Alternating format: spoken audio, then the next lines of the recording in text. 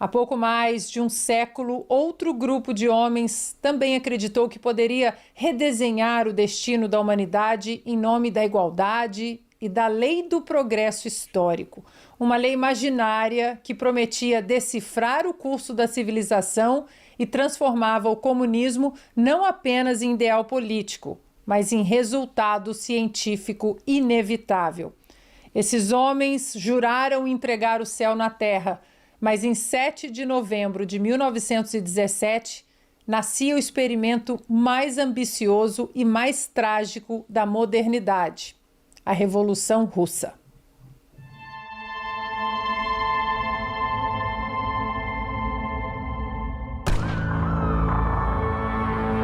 Товарищи, рабочая крестьянская революция, о необходимости которой все время говорили большевики, совершилась! Hoje, 7 de novembro, o calendário marca o aniversário da Revolução Russa, o dia em que uma promessa de libertação se transformou em uma das maiores tragédias políticas do século XX. O ano era 1917. O Império Russo desmoronava. Guerra mundial, fome, inflação galopante, filas por pão, soldados exaustos voltando do fronte. Em fevereiro daquele ano, o czar Nicolau II foi derrubado e forçado a abdicar. Vladimir Lenin, que havia retornado da Suíça, liderou o assalto ao Palácio de Inverno em Petrogrado. Com Leon Trotsky à frente, os bolcheviques tomaram o poder em uma única noite.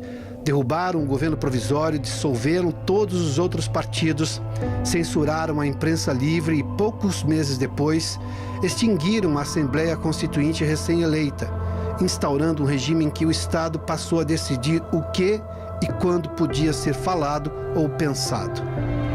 Nascia a União Soviética.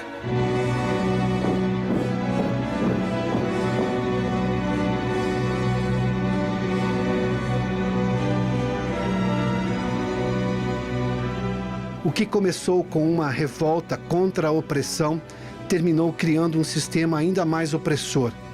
O comunismo, que prometia igualdade, transformou-se em um dos maiores instrumentos de controle, miséria e morte da história. A guerra civil que se seguiu matou cerca de 10 milhões de pessoas. A fome levou cerca de 5 milhões à morte. E os gulags apareceram.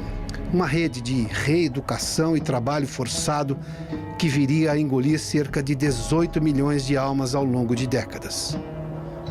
Mas o erro não foi só soviético. O marxismo, em sua essência, é uma ideologia totalitária disfarçada de ciência. Divide o mundo em opressores e oprimidos, justifica o ódio como motor da história e promete um futuro perfeito que nunca chega. Onde quer que tenha sido aplicado, na China de Mao, no Camboja de Pol Pot, em Cuba ou na Venezuela, o resultado foi sempre o mesmo: cemitérios, miséria e silêncio.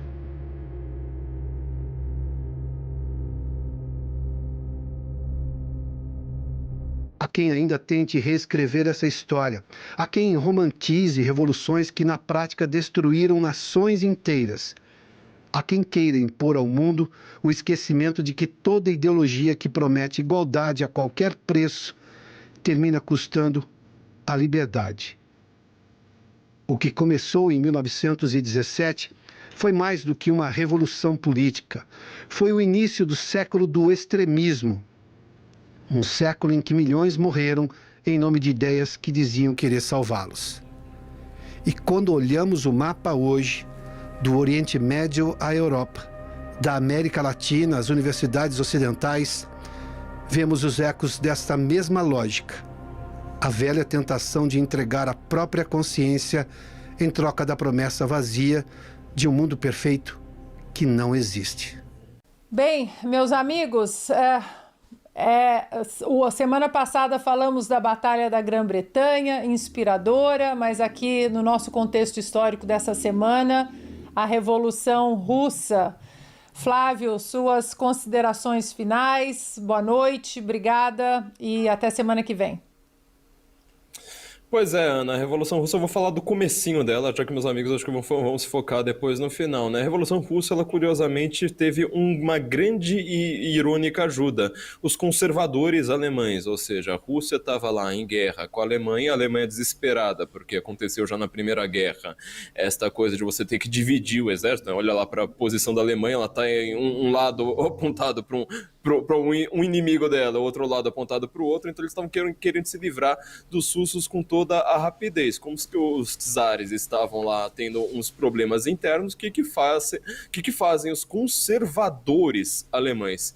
Mandam um trem, né, para fazer uma espécie de arma biológica, ou seja, mandam um vírus vivo. Um certo Lenin que estava exilado na Suíça, pegam toda a capacidade, né, de diplomacia militar e fazer o trem atravessar até a Rússia sem tomar um único tiro, para então Lenin chegar na estação Finlândia, que na verdade fica na Rússia, né, e chegar lá e fazer a revolução e acabar derrubando os czares e tirarem, né, a Rússia da Primeira Guerra Mundial. O resultado foram mais ou menos aí, sei lá, cerca de 50 milhões de mortes que a gente cataloga até hoje. Muito obrigado, Ana, muito obrigado, Bernardo, Ivan, e principalmente muito obrigado para a nossa audiência. É sempre um prazer estar aqui aprendendo nas noites com vocês. Obrigada, Flávio Kister. É preciso lembrar também esses erros macabros, né, da humanidade. Muito obrigada, boa noite e suas considerações. Ana, é importantíssimo a gente fazer essa retrospectiva para manter sempre o nós nunca vamos esquecer, né? Ou seja, nós temos que trazer à memória os feitos bons e maus da história para que nós possamos, né, errar menos, pelo menos, né? Eu queria só trazer um ponto da Revolução Russa que eu acho que casa muito com tudo que foi dito aqui hoje. Primeiro, que as pessoas acham que o Lenin, né, e depois, obviamente, ali, pessoalmente, o Trotsky, quando foram fazer a Revolução Russa, e, obviamente, a gente sabe que eles estavam tentando desde 1905, né? Ou seja, passaram 12 anos tentando fazer a Revolução até conseguir em 7 de outubro de 17. Eles não prometeram um paraíso socialista, sem propriedade, com a extinção de classes, com a tirania de um governo. Não, eles não promoveram nada disso. Eles promoveram paz, pão e terra. Ou seja, nós vamos tirar a Rússia da Primeira Guerra, nós vamos dar uma terrinha para todo mundo e vamos resolver o problema da fome aqui na Rússia. Todo o poder aos soviéticos. Esses eram os grandes slogans, né, que eles faziam. Ou seja, eles usaram, vamos dizer, a fome generalizada que existiu, o desgaste na Primeira Guerra, e esses que foram até 2 milhões de soldados russos que morreram, não é pouco, né? E o fracasso daquele governo que estava tendo como combustível popular para incitar as massas. Exatamente como algum canto de sereia que nós ouvimos recentemente em Nova York, que o pessoal caiu. Nós vamos solucionar os problemas, vai ter creche grátis, né? Vai ter, nós vamos congelar os preços, vai ser maravilhoso. Nós sabemos que discurso cabe qualquer coisa.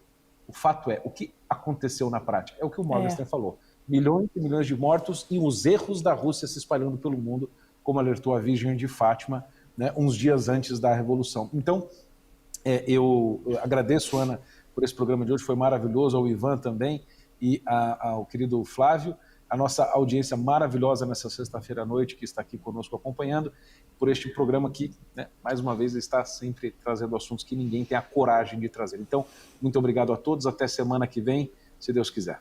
Obrigada, Kister. E nosso querido Ivan visitando as colônias, nosso Lorde inglês visitando as colônias. E, Ivan, 1917 ainda se comunica com 2025. Suas considerações finais, boa noite, até semana que vem. Então, Ana, o ano que insiste em não terminar, não é? Porque os erros, como o Bernardo bem trouxe, da Rússia continuam aí e nós ainda vivemos, não é, a consequência desses erros. Coreia do Norte, Cuba, China estão aí para nos lembrar, né? Principalmente a questão, a gente falou muito aqui da perseguição aos cristãos, Coreia do Norte, China, países que perseguem os cristãos. Então todo esse legado, digamos assim, da União Soviética, ele continua muito forte. O comunismo, ele trocou de roupa, ele mudou de nome. Há quem brinque na Europa que a União Europeia nada mais é do que a União Soviética, que tomou banho e deu uma perfumadinha ali, mas que tem muitos dos ideais soviéticos ali dentro dessa instituição, a União Europeia. Mas, de qualquer maneira, Ana, fica uma mensagem. Acho que na semana não é que se comemora aí, enfim, essa data da União Soviética, comemora aqui, obviamente, com muita ironia, a cidade de Nova York eleger um prefeito socialista é um recado muito forte, que devemos estar atentos, vigilantes, e de que a vitória de Donald Trump no ano passado foi uma vitória importante, mas que estamos longe de conquistar uma vitória na guerra. De qualquer maneira, Ana, eu termino aqui o programa num lugar de muita inspiração, caminhar por aqui, nessas árvores, onde os pais fundadores da América caminharam e elaboraram debates importantíssimos que construíram essa nação. Com certeza eu saio daqui muito mais inspirado do que eu cheguei. Eu desejo a todos uma ótima noite, a nossa audiência. Muito obrigado a todos que acompanharam até aqui e que compartilham o programa nas redes sociais. Flávio, muito obrigado. Bernardo, Ana, foi realmente uma alegria fazer esse programa aqui em um lugar tão especial quanto esse. Desejo a todos uma ótima noite. Muito obrigada, meus amigos. Ivan, Kister, Flávio, esse programa é especial porque vocês estão aqui. Bem, hoje o calendário da história nos relembra de um tempo em que o mundo acreditou poder reinventar a humanidade desrespeitando o bem mais precioso, a alma livre de cada indivíduo. Depois de abraçar a tirania disfarçada de igualdade, o mundo descobriu o preço da utopia. 100 milhões de mortos. A mesma espinha dorsal que vai de Lenin aos gulags, de Marx à miséria, hoje atravessa o século e ecoa nas universidades, nos parlamentos, nas ruas do Ocidente e até em Nova York. As histórias que contamos nesta noite, do Sudão à Rússia, de Washington a Teherã, têm algo em comum. Todas revelam o mesmo embate eterno entre a civilização e a barbárie, entre a verdade e o medo, entre o homem livre e o tirano. Parece mentira, mas o século XXI ainda não escolheu o seu lado. E para que o mal vença, basta ficarmos no conforto do silêncio. Obrigada pela companhia, tenham um excelente fim de semana e até a próxima sexta-feira. Eu sou Ana Paula Henkel e este foi o De Leste a Oeste. Boa noite.